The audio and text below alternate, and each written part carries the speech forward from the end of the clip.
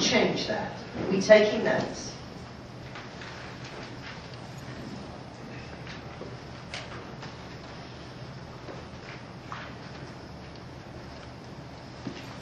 When good marketing works, it's obvious. Because you hear it, and you hear it in everyday conversation. Just last month, I took my son to, as we were feeding the ducks, okay, that's it, good, give her a hand, that's it, good. So you have a line to set up the story. Two of my coaching clients are Linda Kaplan-Thayer and Robin Koval, who run the hottest New York advertising firm. They wrote The Power of Nice and The Power of Small. And imagine how they felt in 1999 when a man called and said, I have a wonderful company. I spend $40 million a year in advertising. And my best friends don't know the name of my company. Can you help me? And they said 3.5 weeks into the month, we had to get ready for the pitching presentation.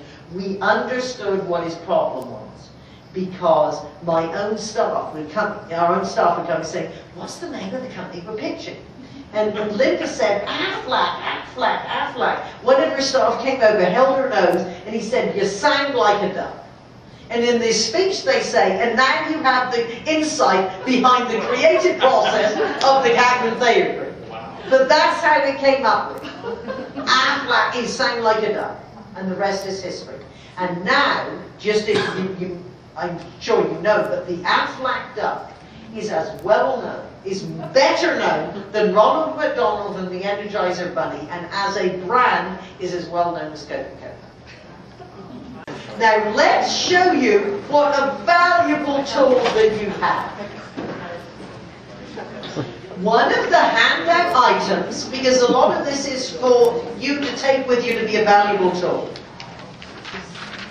Can you see the part that says Patricia Fripp's options of openings, the words?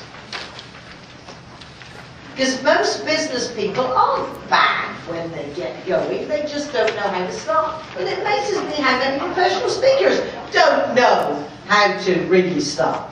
So Mark, why don't you come up here? Mutt and Jeff. Do you think this is a match made in heaven?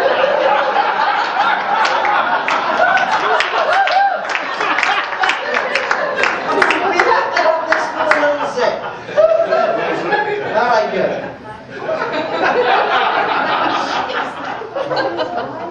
It doesn't matter what size you are. You can still be a dynamic, successful professional speaker.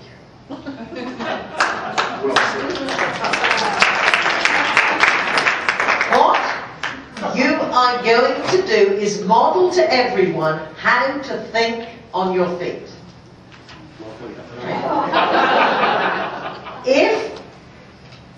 If you have a presentation and you don't know how to start, or if you have a presentation that you know so well, you're now a little bored with it, perhaps you want to pick up your Frippy chart, and this is a great warm-up exercise. If you belong to a Toastmaster club or a coaching group, this is a fun exercise to use.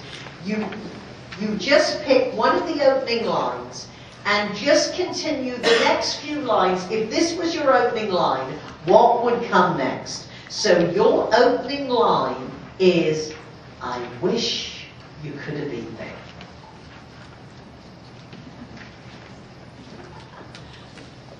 I wish you could have been there. 20,000 people were giving me a standing ovation. We were at half court of the Delta Center. It was March 1996. And the governor was explaining to the crowd, as my jersey number 53 unfurled from the rafters, that the Utah Jazz did not become the Minneapolis Jazz because of me.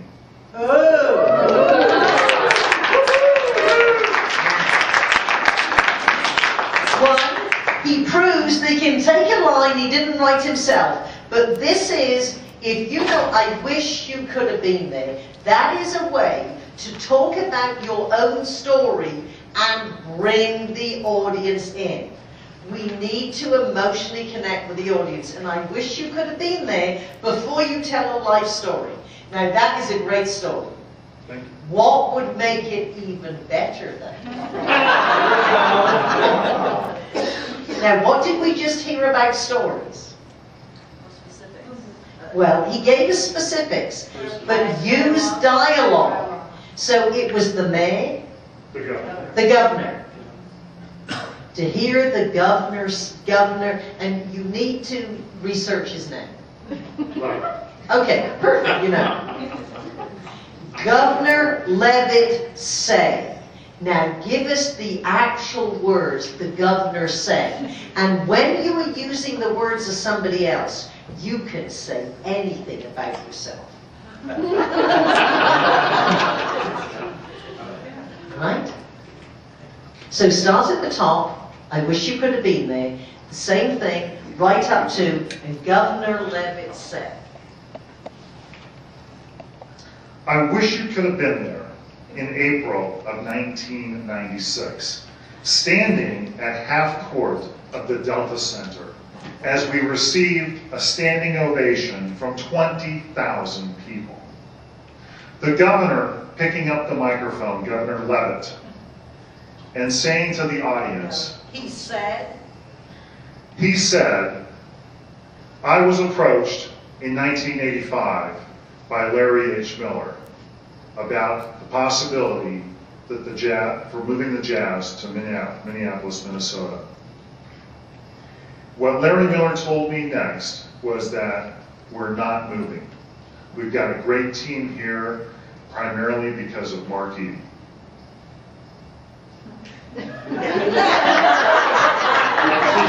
We gotta make this a little more fun. Okay. Governor Levitt said, in such and such a year, now he approached Larry Miller, Larry Miller approached him. I'm not in there.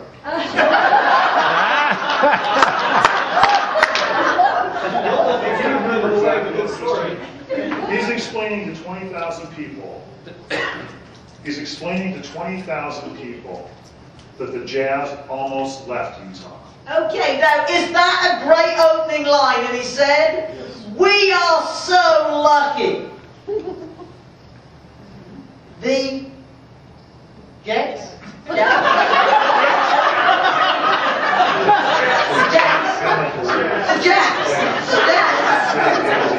J-A-Z-Z. Okay. We are so lucky.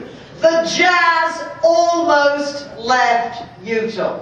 That's drama. That's what he said. And what comes next? And one of the reasons... And the number one main reason. Okay. I like that. I'm getting better all the time. And the number one reason the Jazz did not leave was because of Mark Eby. Oh. Great. Give him a hand.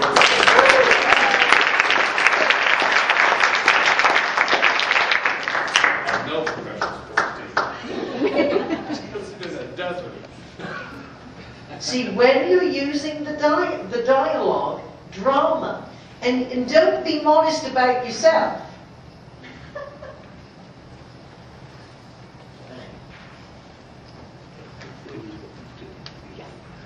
All right.